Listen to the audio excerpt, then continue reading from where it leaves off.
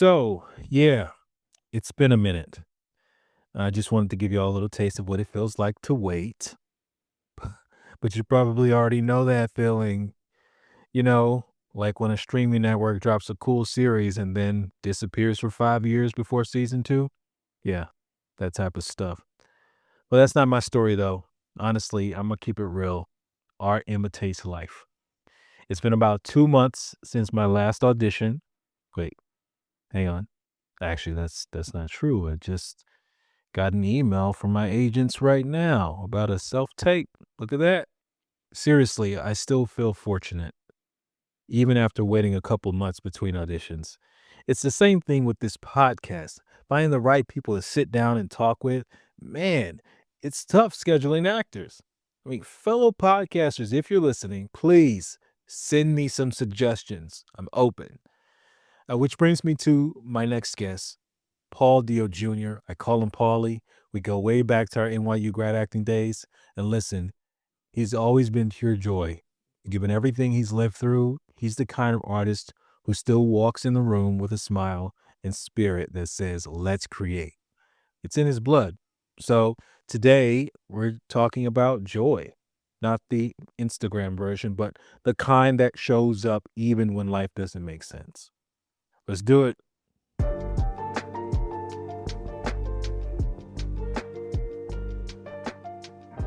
Welcome to In the Waiting Room podcast, where we dive into the real lives of working actors. Whether you trained at top schools or came up through self-made hustle, this space is for honest conversations about the grind, side jobs, the craft, and the faith it takes to keep going.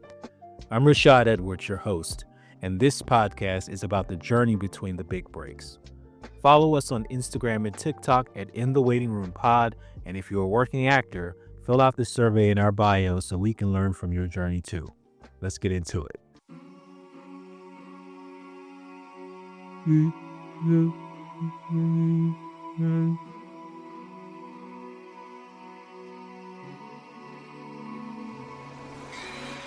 I don't know why I felt like you just left right after graduating. Did you leave the city like right away?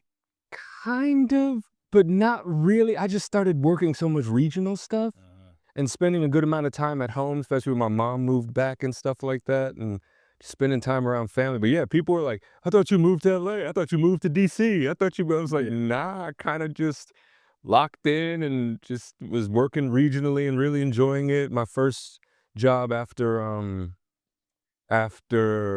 Shakespeare in the Park, I got a job in Baltimore doing Dangerous Liaisons. That was my first equity contract. And so being in that area, then the next year getting a job in DC, the next year getting a job in DC. And so I've worked at STC 4 times now, Chicago, we're at Arizona. So I've done a lot of regional stuff. Yeah. Few TV things here and there, but there was a big gap, especially during COVID. It's a big gap for everything. Yeah, what was you did a comedy, right? Romantic comedy. What was that?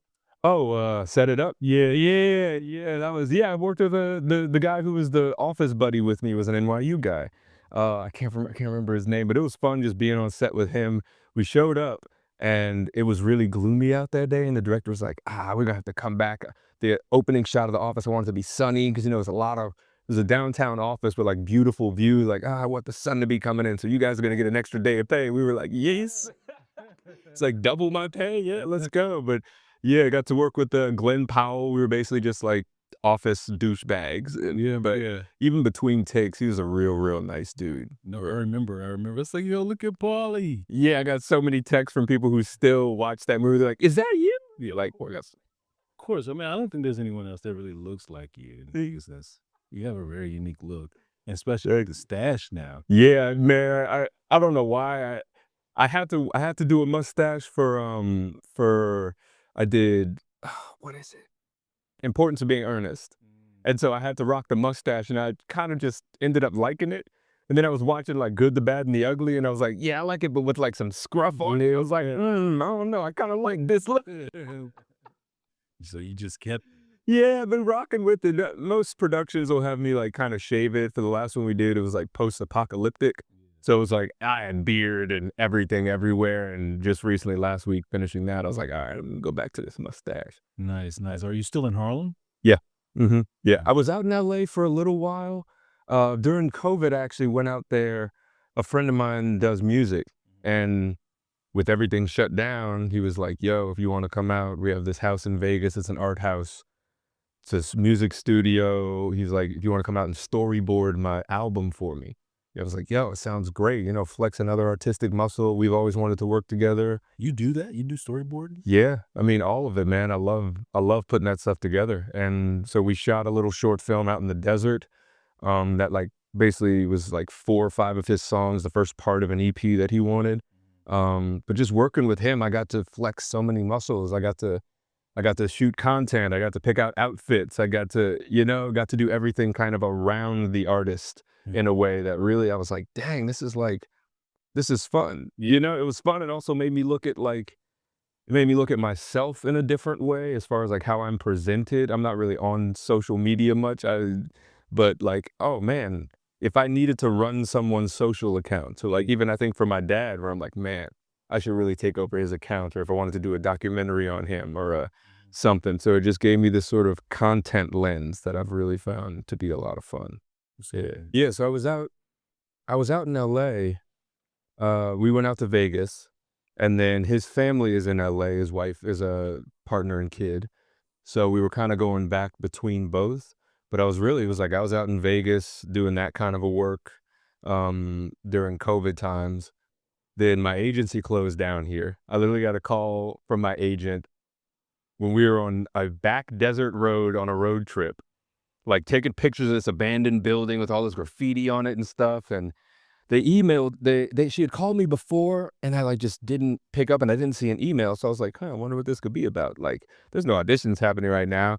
And then I called her, and she was like, I'm sorry, da da da. And I was like, dang. And they'd been so kind. Yeah. So I was like, yo, I'm sorry, but I get it. Like we can't even pay rent in Midtown Manhattan right now. I'm like, yo, it's crazy to think about it. And she has this place in Bozeman, Montana. So I think she was calling me from there.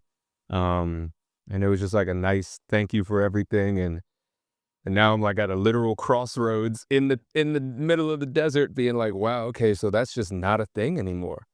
And luckily, one of the agents from that agency uh got a call from our sister agency in LA, and they were like, hey, they want to open a New York office. I can bring some clients with me. Would you like to resign with me? And I was like, heck yeah. That happened. That didn't happen for months and months though. Oh, really? So for a time, it was just like, all right, I'm just doing this thing. There's a lot of good money invested in this artist. I believe in him, and it was a really fun artistic job. I was out there. I drove my truck from New Orleans out there. Bought a dirt bike for my 30th birthday. So I was just doing full West Coast. It's all I thought about the West Coast was like Terminator 2. Just like, man, I want to go to arcades. I want to have a dirt bike. And there's like being from New Orleans, there's no mountains and stuff. It was like completely different terrain that I could just go into. And yeah, I definitely made the most of it. Many road trips up and down the coast of California, many times just the desert completely between LA and Vegas, just took full advantage of it. Death Valley National Park's one of my favorite places in the world. It's not easy, but it's worth it. Yeah. It's like it's the lowest, driest place in America for sure, but it also has the most topographical prominence. I think Mount St. Helen is only about a 4-hour drive from Badwater Basin, which is 282 feet below sea level. And so it's like all the stuff you get. I was like, desert, man, desert's just dunes. And I went there and I was like, yo, every 1,000 feet things change. Like there's wild horses, there's bighorn rams, there's flash flooding. I was like, yo, what is this place? And I've seen it all, man. It's so, yeah, place blows me away. What did you learn anything there? Like, did something was just like some sort of you always been an adventurous person. It's just like back to your roots. You felt like a new awakening. Yeah, it was honestly when me and my friend first drove there. This was well before COVID, but when me and my friend first drove there, it was from LA and it was overnight. So we couldn't see anything around us until we got to the thing that said, "Welcome to Death Valley." And within those next 20 minutes, the sun started rising. And it was just like miles and miles of nothing but mountain and us. And it was like a, it was like a serenity and a silence and a scale like I had never felt. Like I'd been to the Grand Canyon, I'd never hiked down into it, but the scale of this place was just like something I never thought could exist. The freedom of it, the like how unpopulated it was, but how beautiful it was. It just taught, I don't know, it taught me so much, man. It was, yeah, the valley. Yeah. Wow. Yeah, man. Really beautiful. So you were out there, and when did you come back to New York, or did you just get Uh, another regional job? Officially, I got an apartment in LA and then officially moved out of there about a year ago because I really wasn't getting more opportunities out in LA. You know, I had this agency out there and I felt, okay, if I have an agency that's partly based in LA and I'm already out west, let me give LA a little try. I had like one callback for a theater thing. Other than that, nothing else was in person. No, I had some good movie auditions and stuff, but it was also like nothing was in person. So it was kind of like, all right, I'm out here. I have this creative job I'm doing, and everything just felt kind of removed.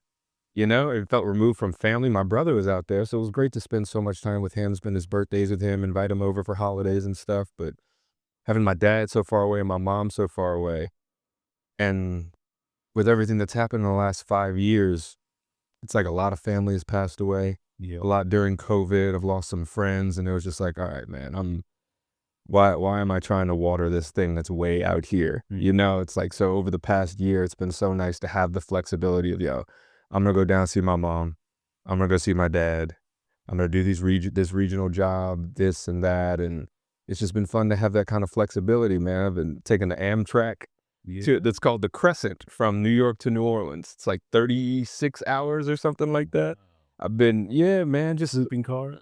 not yet, but they don't have any middle seats. Each seat is basically a first class seat. It reclines completely. There's a cafe car. You go by and see the whole country, and yeah, great time to read, great time to write, great time to just relax. And so yeah, this last year I've been just, I don't know, filling myself with gratefulness and appreciation and slowing down and figuring out where I really want to settle. And my family's land down in New Orleans, one of their spots just got historical recognition for being the first black-owned dairy farm in the state of Louisiana. Wow. Pecan Grove and Dairy Farm, Dupree Lane in St. Rose, Louisiana, which is about 35 minutes from uptown New Orleans.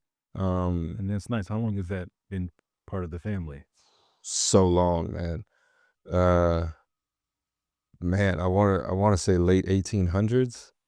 Yeah, they used to own the land all the way back to the airport and then started selling it off little by little, especially with like the segregation of the school system. He was like, well, I don't want to own land in this parish that has these laws. And he kept kind of selling it back and back. But they used to own from the swamp to the river. And now it's just right off River Road. It's a nice plot of how many acres? Maybe 8 or something like that. But I have one uncle that lives out there and that's it. Could you give me a brief history, or give us a history on your family down there? Like, Yeah. how long has your family been in New Orleans, or Well, some were native and indigenous. On my grandmother's side, I know they came up through Quebec. Part of them from France came up through Quebec, and down Mississippi River and ended up settling in Louisiana after the, what is it, the Acadian Inquisition, where they like didn't want them staying up there, and they're like, "Yo, y'all got to get out." Um, yeah, but it's my mom's done a great job of retracing our family tree and history and stuff like that, and Mhm. it's something that I really want to make sure, and especially in situations like this, that I can explain a little more. Yeah. But as far as I know, it's like they've just been there for forever. This is the land we've had. He, I think he had a dairy farm that was uptown somewhere, and then they really kept just getting bought out and moved and things like that for racial reasons.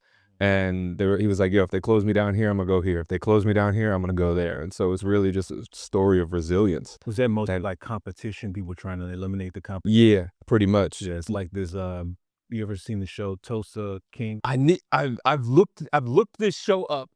on, like, where to watch or whatever, and I don't know if it's Paramount Plus or something, Plus. but they're about to do one in New Orleans with Sam Jackson, I think the same producer or something like that. Taylor Sheridan. Something like that. They're about to shoot one in Louisiana. I forget what exactly about, but yeah. He's really big on shooting things, like, uh, I guess Old West America, Yeah.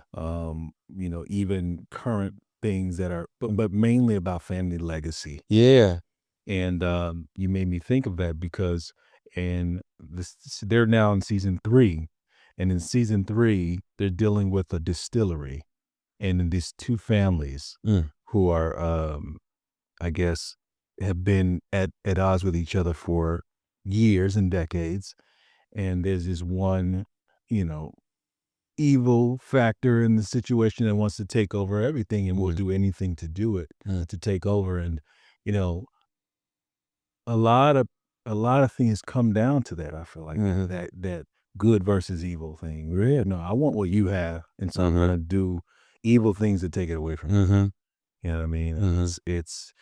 These powerful dynamics are in most of Taylor Sheridan's shows, Mm. Yellowstone, Yeah. Mhm. 1888, 1920, Mm. um, what's it called? Land Guy or Land Handsome. There's a show too about oil in Okay. Texas. Makes sense. So they probably go to New Orleans and focusing on a different thing. Yeah. But Yeah. he That's great. This is rich history, yeah. you know? Like, history repeats, but it's also like, where does that greed get you? Ex You know? That short-term profit for what part of your soul, Yeah. you know? Yes, sir. Yeah. Man, everyone will meet their demise though, Mhm. right? For real. You Yeah, know? for real, and But I think that's key that you say, I'm getting closer to down here, I'm gonna open up there." Like, you mhm. can't stop. Mhm. You And he didn't. right? Yeah, and thinking about, like, legacy and things like that, it's like I'm kind of the youngest person in the family with that drive to kind of keep that going or, like, take care of that land and try to get the funding to rebuild. Man, you look at this house, it's, like, straight out of like, a movie. It's so dilapidated, no one can walk into it. It's never been rebuilt.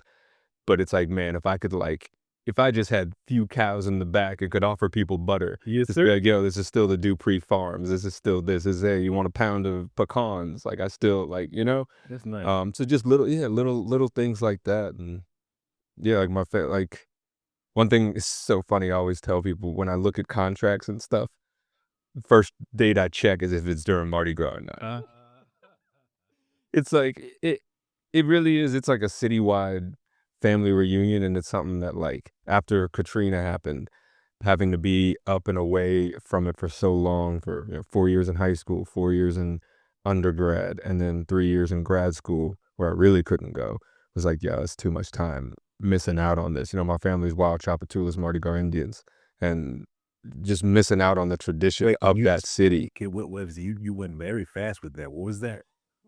The Mardi Gras Indians. Uh-huh. It's, it's an old tradition of basically when enslaved people were either freed or free people, intermingled with the natives and the indigenous people down there, and it's really just a way to show respect and kind of show off your culture. Mhm. You have to hand bead everything, and you can only wear your suit that 1 year. After that, everything is recycled and kind of broken down, and Wild Chapatulas or the Uptown Indians, all from in my neighborhood, or in our neighborhood, I should say.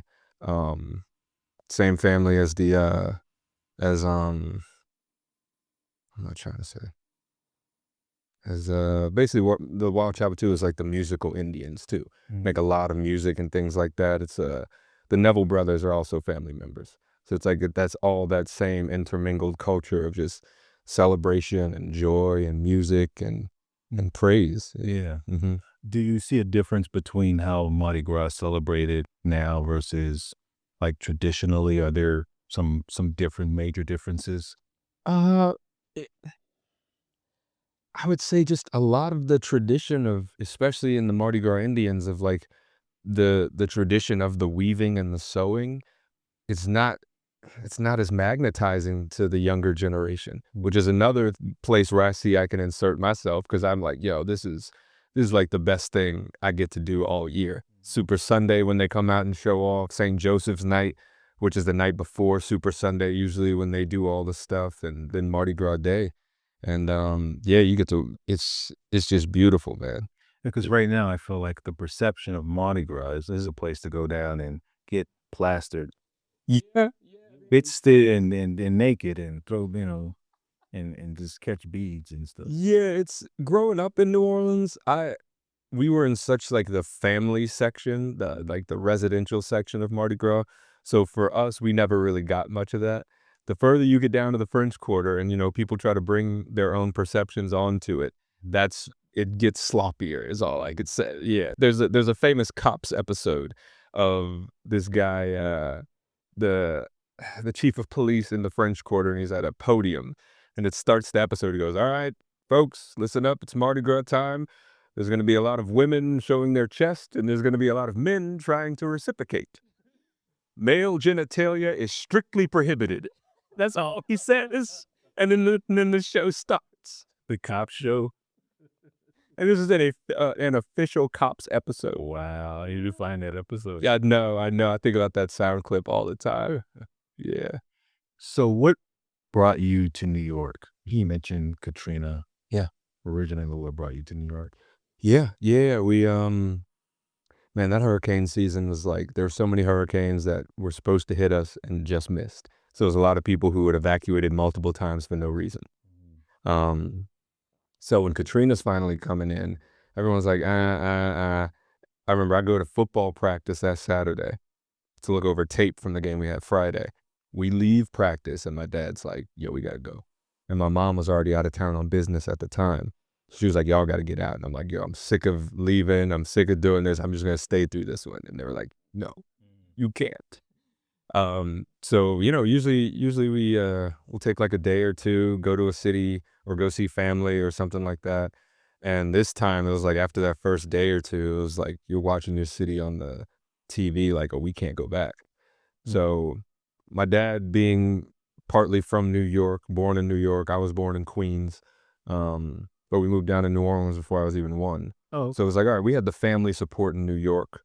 And we didn't know how long we would be up here, It was like spend a little time with family, and then it was like, all right, they got to get into a school. My aunt was on the school board in Brooklyn, so it was kind of like a nice seamless little thing. We got into St. Anne's, a wonderful school that took us on, very artsy school. Um, yeah, and then just kind of stayed. My dad found his in here. My mom's job transferred to Atlanta. It was a much bigger job, same job, head of recreation for the city.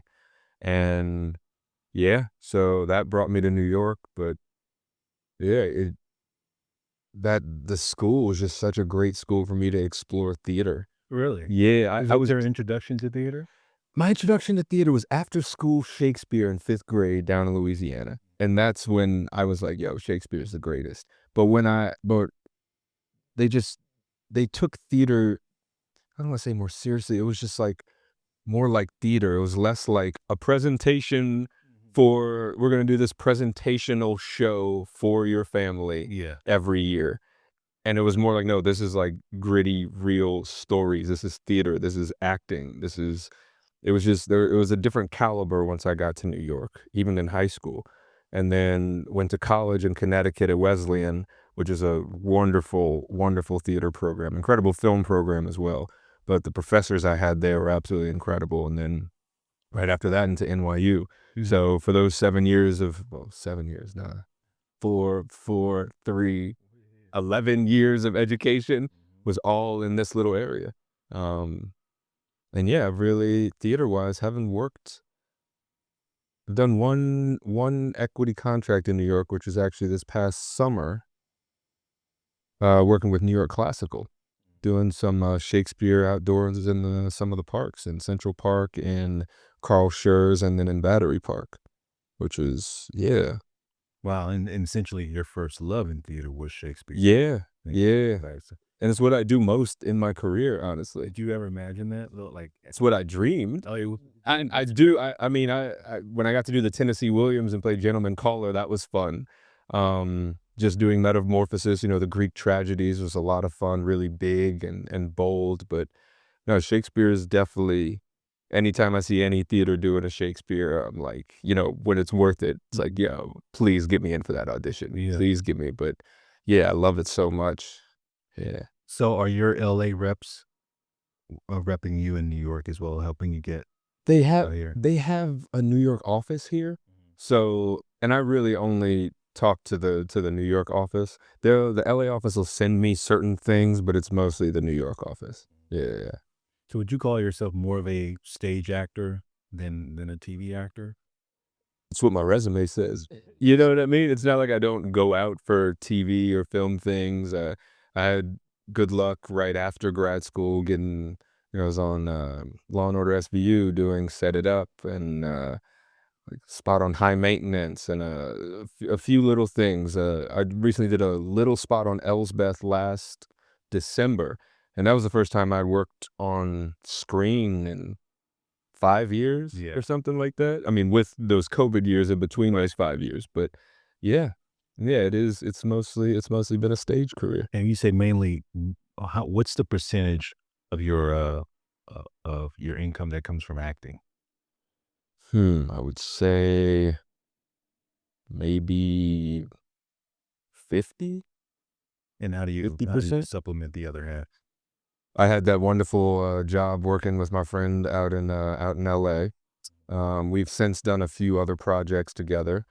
When I'm in New Orleans, I pick up some landscaping work, pressure washing work, certain things like that. I've flipped 2 dirt bikes, yeah, You flipped them, yeah, you bought and sold them. bought and sold. Yeah, yeah, yeah. Yeah. Well, So fit. I know, yeah, I know how to tinker. I Yeah. know how to, find things. And yeah, most recently about to get my certification for personal training and stuff because that's a passion I have. Fitness? Yeah. Mm-hmm. Yeah. So Yeah, yeah. but you've always been into, you always been fit. Mm. You played football in high school, right? No, actually just in college. Just in college. Yeah. Just How did ran that happen? track and played football in college. So so in high school, you only acted? Yeah, I played soccer, basketball, and baseball. My school in New Orleans, I was football, basketball, track. The school in New York didn't have football, but I still trained with my football team every summer down in New Orleans when I was there. I was a camp counselor and I trained in football. So when I got to college, I remember walking into the coach's office one day and be like, "Hey, I wanna walk on the team." They're like, "Oh, where'd you play your high school ball?" And I was like, "I didn't." And they were like, "Okay, kid." They're like, "We'll give you a tour of the facility." And I'm walking with the guy, and he's like, "Yeah, so this is the day." I was like, "Yeah, I've already had a tour of the facility. I just really want to play." And he's like, "All right, man. What's your 40 time?" And I told him, and he was like, "I'm gonna get you a workout packet, and you let me know when you get into this school, and we'll send you some more information." And so I got the workout packet. I did all the summer workouts that were required, showed up, and I was starting as a freshman. So what's a workout packet? Basically, they want you to be hitting the weight room 4 times a week in the off season, plus doing some sprints and some things to get your endurance up. So that's how I spent the whole summer before my freshman year of college. Put on about 10 pounds, and yeah, got faster, stronger, and went into that season ready. And who helped you do that? It's just me. So you already knew how to work out on your own and Yeah, yeah, yeah, yeah. All the form and all that stuff, and yeah, then it was just about we got free gym memberships working as camp counselors on Tulane University's campus. So right after camp was done, it was like boom, right to the gym, and then yeah, if I had to hit the turf or whatever to do drills or sprints, that's what it was. what did you eat to get your weight up? Man, I wish I knew about nutrition the way I do now, because I probably wasn't eating enough. Uh, But just real eggs, potatoes, anything over rice, gumbo, po' boys. I couldn't burn enough. You know what I mean? I couldn't burn enough. No matter what, you're gonna lose weight, especially in season, because you're just burning so much. But man, I wish I knew about fueling my body what I know now, what I knew then. Because man, it's so yeah. that's good, man. Where are you getting your certification? I think I'm gonna get it through Equinox, actually. Oh, that's awesome. Yeah. That's my gym. Yeah? Yeah, which one? I go all over, man, but I'm mainly at Scarsdale. I go to 76th Street, Okay. 76th in Columbus. I was just at Columbus Circle before this. Oh, nice. Yeah, Heck yeah. Yeah. It's real, man. Those facilities are so nice. yeah. Yeah. They're opening up a new one, down in, I don't know what that area is called, but Hudson Yards? yeah, it's the Hudson something, but not Hudson Yards. It's Okay. Hudson, but it's not in Hudson Yards Huh. because they already have one in Hudson Yards. Right. They also have an Equinox Hotel. Hotel. Crazy. But yeah, they opened up Dumbo or Domino. They opened up a location last year in the Domino Sugar, some sort of facility. Huh. And then before that, Nomad. So they've been opening up mad locations. Are you part of the Equinox now, or No. no? No, no, no. That'll be happening this month. It's between them and I have an in at another gym. So we're in conversation right now. That's good, man. I hope it's Equinox so we get to work out together. Yeah, You can definitely, be man. my trainer. Hey, I would love At 40 plus now, man. So it's harder to keep things off, you know. Yeah, definitely. I got up there during COVID. Yeah. I know, yeah. And I was also I had been bulking myself up, but yeah, over the last year I've probably shed like 25 pounds. I was like 205. I was husky. It felt good though. But then I just had to do a show where I had to be naked on stage, but we ended up like giving me like a bikini bottom. I was a god of love, so I was like, okay, I need to dial it in. Now, was it did you have to when you said you should put air quotes up? Was that your choice not to be fully naked, or was that like a artistic? Yeah, honestly, it was when I did the audition, I didn't even that role doesn't even have lines, so I didn't audition for that role. They didn't tell me what roles would be in the track since they were still trying to divvy it up on people's strengths and what practically works in the play. So when after the callback, my agents are telling me, "Oh yeah, they're gonna give you an offer, but one of the roles in your track has nudity." And I was like, "Okay, this is like way out of left field. This wasn't in the callback. We didn't talk about this at all." So I'm like, "Man, I'm ready to just say no." And then they're like, regardless of how you feel about it, they're gonna give you the offer. So I was like, okay, so they're already into having a conversation about it. I was like, all right, so I read like that part of the play and I was like, this person comes on, then just takes a nap naked on stage. I was like, I ain't just gonna be learning there. I was like, and it's also like, but I was like, all right, I don't know what the lighting will be like. I don't know what the intimacy of the theater is like. Like if it's obscured enough, maybe. But then I talked with the director and she was like, "No, the theater's too intimate. I don't want that. We're gonna have you covered, but you will be shirtless." And I was like, "All right, cool. That's game." Yeah, I was like, yeah. "Awesome. I'll dial in my diet and workouts for that and be ready come showtime." So yeah, That's good. That's good.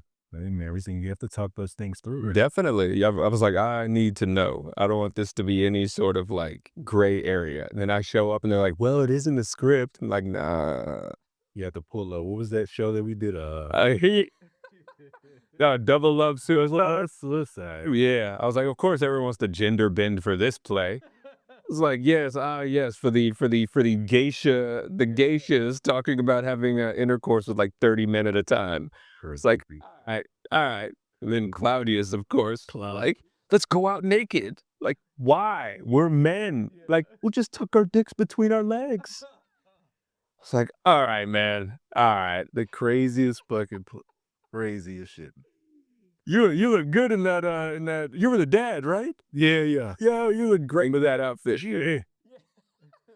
That show. I can't wait to talk to Nick about it. He's supposed to come in too. Nice. But that show, it was one of the most depressing shows we've ever done. I feel it was depressing. I had a sword fight and then I played drums. I didn't do anything that rehearsal process. I was like chilling doing nothing. You got lucky. You got the sweetest end of the deal, man. Because I mean, having to navigate the emotions and all the crying, it was so Yeah. melodramatic. It was over melodramatic, yeah. Then I saw the movie and I was like, "Oh, yeah." That was the one show that I did all the research, like everything that was in like the suggested you watch. I was like, all I gotta do is this. And they're like, here's a documentary on how samurai swords are made. I was like, I don't speak about a sword. I just like fight Andrew for about 5 minutes and that's it. But I knew everything about a samurai sword. And how much of that, information informed you of your character? Zero. See. I wasn't a sword maker. I was like, listen, man, I'm here. I'm just trying not to be asleep on the couch. I'm trying to look like I'm working. Whereas really, I have nothing else to do. Yeah, It's like, okay. yeah. They're like, if you want to go practice your drum, they're like, the drum's really loud. I was like, I know it's loud. When am I gonna? Where else am I gonna brag here? Come on, man. Yeah, that was a cold January. Yeah, it was wild. You know, it's you think back on those things like, will any of that ever come back? And it might. It's possible You that use gurning in your career yet? Do I use what? You ever use gurning yet in your career? No, I don't no, not yet, but, hey, why not just throw it in a random audition Mm-hmm. and see what happens? You taste something sour. You just, yeah, I came across an old video of us clowning around during the rehearsals for that, and I was like, "What were we doing, man?" It was we were losing our mind. Yo, I so often, because I take my shoes off when I come in my house, I'll think about you in Playboy of the West Indies. They gonna wipe they foot when they come. Yo, Yeah, that was probably the most fun. that was so fun. I had so much fun doing that show with me, you, Nick, and you. Oh, man, it was so much fun. We were some characters, little some clowns. Full clown. It was full clown, man. I never mean you no harm except that one time.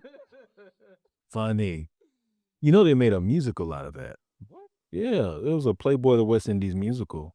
Dang. I think maybe about 5 or 6 years ago Mm. in London. Um, and I don't know what came of it, but yeah, it was they were workshopping Dang, and that's making that happen. It's such a great story. it is. Let's try to think of the song. Oh, Marianne. All the boy Love Marianne. why do they love her? Does she go Like no one had. How the boys love Marianne. so wait, sir? I ain't get that back, man. That was fun, yo. Um, back to your time at so Westland. Mm-hmm. You played football, you ran track, Mm-hmm. and what was the other sport?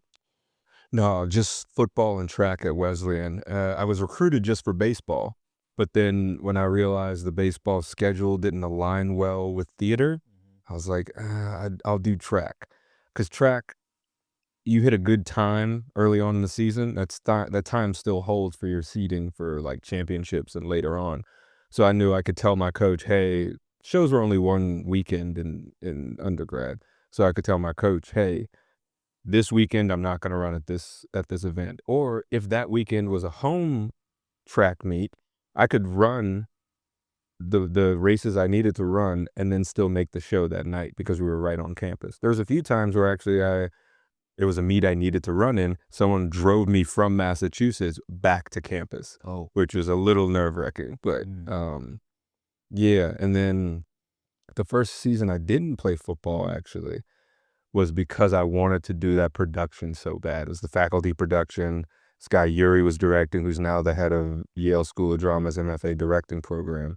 He's incredible, incredible director. We did The Great God Brown, which is a Eugene O'Neill mask expressionist play from 1926. And that set my love for theater in a way that was like, because he had such a mathematical mind, but also just like knew how to make everything life or death. And like, oh, just the stakes and the focus that I got from that one production. I think it took my professionalism to a different level and my focus and my just what's possible. The ceiling just like hot air ballooned, you know? Really, that one production. Yeah. Yeah. What was the rehearsal process like? he we did a lot of mask work. Um, and I remember he led us on a lot of guided meditations early on. I remember we laid on like a wooden floor and he just like guided us through, and then like we all woke up, like opened our eyes, and he was like, "So how long do you think we did that for?" Some people were like 40 minutes, 45. We were in it for like 2.5 hours. Oh, I was like, "Yo, what?" And it was I think a lot of times early in productions I found professionally that when you do exercises, I'm like, how is this translating to what we are going to be doing on stage in this? Etiquette things, sure. Learning the time period and things like that, of course, but like actual raw physical exercises, sometimes I'm like, this is floof. I'd rather be doing script analysis. I'd rather be on our feet blocking this thing and figuring it out. Where that was like, wow, I see how exactly this is going to translate. The mask work we did was beautiful. He was like, you know, how to hold the mask, how to comfort the mask. You never put your fingers through its eyes. You always, it is a living being, you know? It's like, so it just gave us this sort of, this really preciousness about the mask and how we become each character. And each character was different with and without the mask. Because the story is this guy, when he there's a really artistic guy and there's a guy who's not so artistic. And the artistic guy basically kills himself, and the non-artistic guy takes his mask and tries to pretend to be him to be artistic. But every time he takes the mask off, you can tell it's damaging him because it's too much for him. And it's like, so it was just all of this, like who you are with it and without it. It was about art and love and sacrifice. And it was just like, it was big and beautiful, man. It was, yeah. that sounds like an amazing experience, man. Yeah, it definitely was, and it was around that time in theater where, like, everyone was doubling and tripling one role.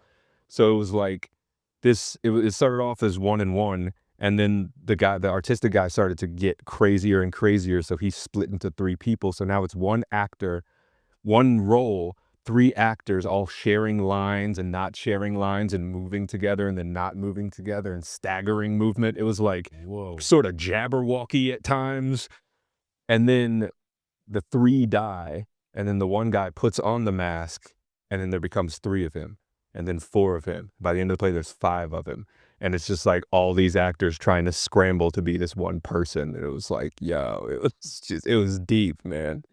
It was real deep. Man, Yeah. did you guys film it? I'm pretty sure he filmed it. I would love to see it. Yeah. And you could tell he was like so many people could tell how hard we were working. I remember my dad going up to him and being like, "Oh man, I could tell you worked so hard on it." And he was like, "Oh." The director, he was like, "It's like that's the worst. You don't want the audience to see the work." You know, it was like we were undergrads. We were still. I understood that next level he wanted us to get to, but it was like, yeah, yeah, man, yeah. Do you still take acting classes and workshops and I haven't. I had a castmate who I worked with in Baltimore, who I worked with this past summer, Kareen, who does clowning and mask work. And I almost took her class, but I ended up being out of town. I really wouldn't mind taking more either film classes or even audition classes. I don't know. Not necessarily audition for theater, but yeah, for film. I can never Not that I'm necessarily trying to cater to what I think someone wants, because I don't know if that's ever beneficial, Mhm. but yeah, just to make sure there are not glaring holes or mistakes in what I'm doing, but yeah. What's been your return on self-tapes? About how many have you done in the past 6 months? Oof, 6 months. Uh, I've booked no film in the last 6 months. Um, 2 things on theater that came through initial self-tapes and then in-person callbacks. Um, yeah. How many have I shot in the last 6 months? Dang, I don't know. I know in the last 2 months, I've shot maybe sorry. Mm. In the last 2 months, I've shot maybe 4, maybe 5. I have to send in a 5th one today. Yeah. It's already shot. It's just Actors Access isn't uploading that stuff right now, Mm. so I'll figure that out. And how do you get a reader every time Yeah, pretty much, which also is like you hire someone?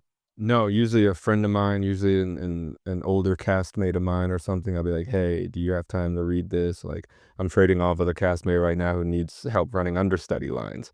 So I'm like, "Yeah, of course."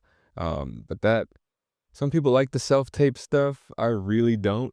I really uh, I don't like to be in control of either my final take or micromanaging myself. I like to just show up ready, do it, take a note, do it. Yeah. And also, I don't like to take other people's time. Yeah. I feel like I would rather hire someone, honestly, because then I'm like, all right, this is a transaction. I'm going to take this long to do it. Sometimes I feel like, all right, let me hurry up. I don't want to waste this person's time. And I think that's like the biggest thing about shooting self tapes right now is like, geez, I have to inconvenience someone else for me to do my job, Mhm. you know, which I, I love being readers for people. Yo, take your time. If we're gonna do this, let's do it. Let's do it right. So on for me helping people out, I never feel like they're wasting my time. That's also, like, why I like to sit in the aisle on airplanes. Like, I'll get up for you, but Imma feel bad asking you to get up for me. But, yeah, that's the self-tape game. Mm, It's a tough game. yeah. It really is, and you have that's very important. Like, you don't wanna look at yourself and be like, "Alright, this is the tape," because you're now in the editor and producer's chair trying to Mhm, figure, "Alright, if mhm, I edit this part and maybe I should use this instead. Oh, no, actually, I like this clip better." mhm, That's really not our job. mm-mm, Our job is to show up and perform. mhm, Now we got this whole new dynamic. mhm. Um, do has any of your, work been about, like, spreading a certain message? Like, I'm doing this because it's to, Mm, you know, get this message out, about mm. anything, about how you believe, or but basically what I'm asking is, what kind of roles that you gravitate towards and, like, most likely would love to do that's an expression of who you are?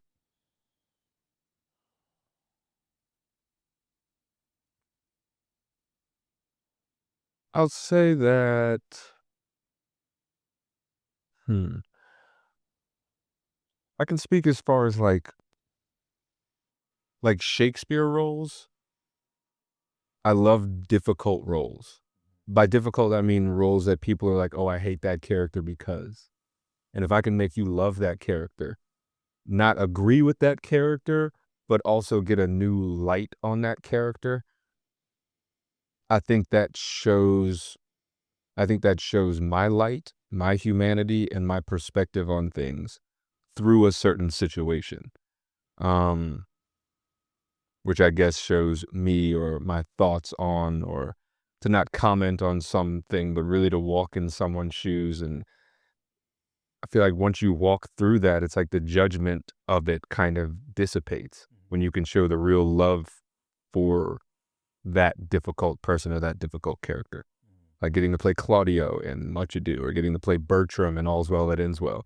These are like, they're not, people are not supposed to really like you. No, supposed to be, but if you can, yeah, yeah, No, that's a just great really 'cause finding the heart of it. yeah, Yeah. that Bertram thing, Mhm. I don't know if you remember being in the room with many of the debates about, who he was as a person, Mm, when we did All's Well That Ends Well at NYU. mm. Um, but many people would just characterize him as you know, an asshole, Yeah. a brat, Mhm. a selfish guy, and I was like, Classist, yeah, you know? Yeah. I'm like, wait a second, what are some of the other layers there? Because you can't just go off of just the negative part Mhm. of a role. If you're playing a role, you definitely have to be. If you're gonna take on a role, you have to be that role's lawyer, Mhm. right? Yeah, You that's got a to be great the way of putting defender. it. Yeah.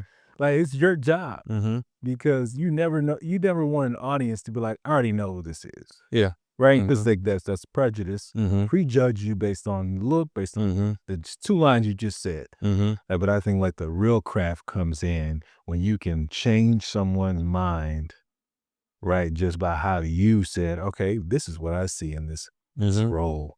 I'm mhm, gonna I'm gonna help you see it too." mhm. Yeah, Yeah, yeah, to dissipate the judgment. yeah, Yeah, with Bertram, that was a lot of fun.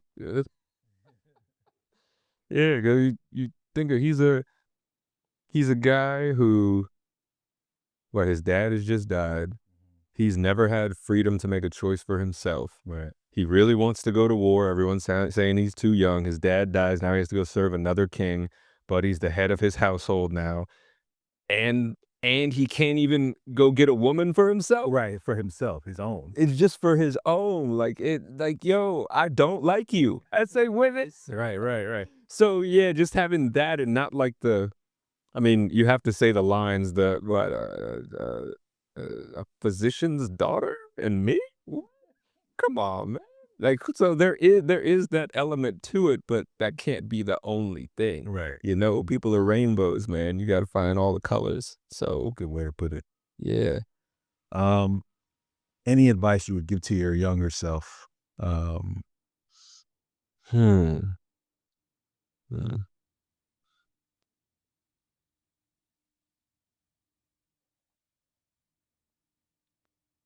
Hmm. you say hell no. Yeah. No, there was a really fun letting go that happened when I did my first production after COVID. It was The Much Ado at Shakespeare Theater Company. It was supposed to go up spring 2020, and it gets canceled for a year and a half. They said they're gonna put it up. COVID's still going on. They have to push it again till winter of 2022. And man, just the appreciation I had for going back into the theater, especially that theater, the Harmon Stage, was like, "Oh, man." I was like, why was I taking this so seriously? Why was I so tense about this? Why was I trying it was like there was like a freedom and the play helped, especially the company and everything, that it was a comedy and it was all about playing and like we were going full clown in many moments, which was very fun. But yeah, I would just say let go a little more. Like take certain things off the pedestal, Mm. and that joy. And you like go. And soon quit. Yeah, yeah, but that that definitely hit a shift where it was like, yeah, and so much I think especially in the first like in previews and the first week of a production, you're trying to like I am trying to hit the marks of what we last did in rehearsal. Mm. Not to keep things stagnant and the same, but just to like so that your teammates, your castmates know, okay, I can rely on you to do this every night. And then there starts to be a time where it's like, let me dance with this a little bit. Let me see what else I can get out of this. And then some lines and sometimes you're like, okay, that wasn't it, but I'm not gonna carry that burden on my back into the next performance. I'm gonna say, hey, that didn't work as well. Let me go back to this. Let me find and yeah, just allowing it to continue to grow Mm. in a fun way and just being light with it. Yeah. Yeah, not trying to show my homework on stage, you know what I mean? And yeah, yeah. Now, do you think that a lot of acting is it in this profession, in the Mhm. business, for you, is it luck or Mhm. skill?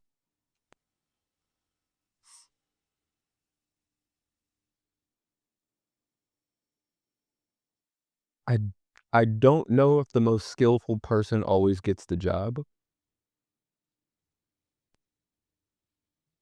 whether that's me getting a job or me not getting a job, you know what I mean? Um, I think there's a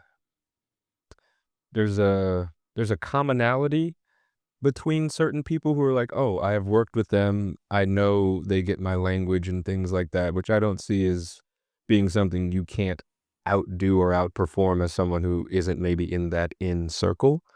Um,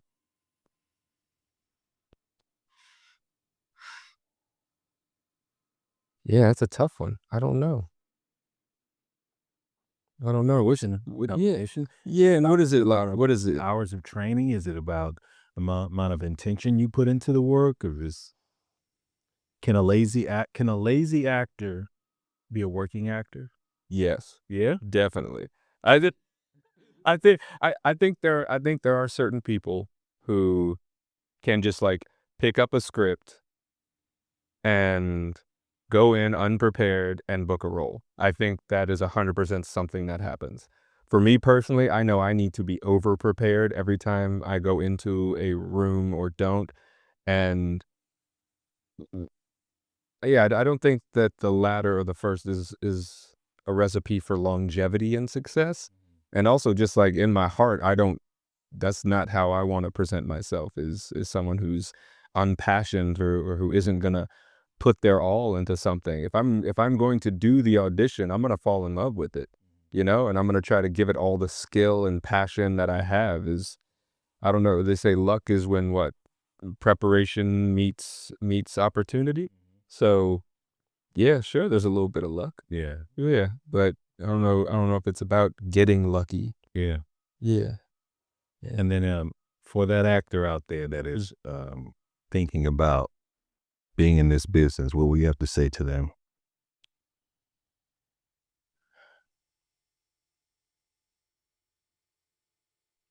Go all the way and put your all into it. Make sure you have a good system of support and have a lot of passions. Yeah. Yeah. Have a lot of passions, know yourself, know why you're doing this, know what you're willing to sacrifice. Um, yeah. You might be living a frugal lifestyle, a somewhat impermanent lifestyle. Celebrate your little victories. Um, remember, I think it was Victor Williams who said, like, you'll probably get 1 out of every 68 auditions or something, and he was like, and 1 out of every 50 jobs is something that's, like, gonna creatively, like, enthrall you. It's like everything else is just a job, but that's the life of a working actor. It's not like you're gonna it's not like every role is gonna be like, "This is what I've always dreamed of," Sometimes it's just a paycheck, and that's okay. And I forget who else talked to us in grad school about it's like, yeah, there's certain things you can check off of, like, every audition, like, all right, did it go well? Did I present myself well? Does this casting director continuously call me back for things? It's not always the green check of the actual check, which is getting the job. And it's like, if I can keep checking those things off for myself, I know I will feel good in myself because ultimately it's not my decision on whether I get the offer or not. I control the controllables. Yeah. And yeah. And what are you going by now? You going by? Paul Deo Jr. is the official stage name, but everyone calls me Paulie still. Yeah, always Paulie. And Paulie, do you feel like you made it? I think that there's definitely a point where I dreamed of having what I have now. So, Amen to that. yeah, yeah, for sure. I might just leave it at that. Yeah. All right. I think we can wrap right there. Awesome, awesome. Anything to say, tell people about this podcast and where to watch it. You're in the waiting room. It's called In the Waiting Room. In the Waiting Room with Rashad Edwards, y'all. I've been listening to it on, I guess, Apple Podcasts, whatever the app is that comes on the phone. I've been having a great time listening through it, listening to actors. Been a joy just sitting here talking with Rashad. He didn't say action. He didn't say go. I don't know what he recorded and what he didn't. But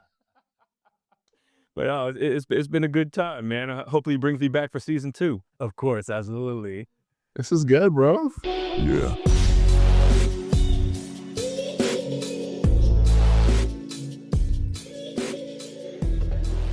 That's a wrap for this session in the waiting room. If this resonated with you, share it with another artist on the grind. Follow us on Instagram and TikTok at In the Waiting Room Pod for more content and updates. If you're a working actor, head to our bio to fill out our survey. It helps us bring more voices into this community. Don't forget to subscribe, leave a review, and keep showing up. The waiting isn't wasted. See you next time. Peace.